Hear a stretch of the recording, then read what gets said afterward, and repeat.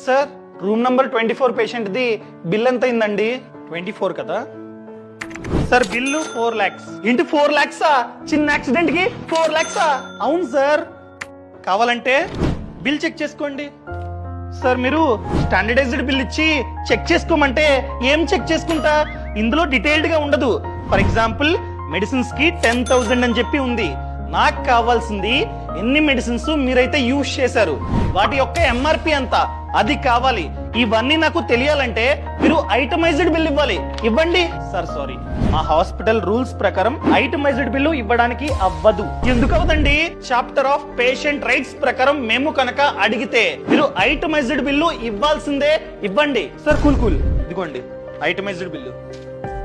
Sir ఇందులో doctor rounds 10 అని ఉంది, కానీ డాక్టర్ 3 times మాత్రమే వచ్చారు.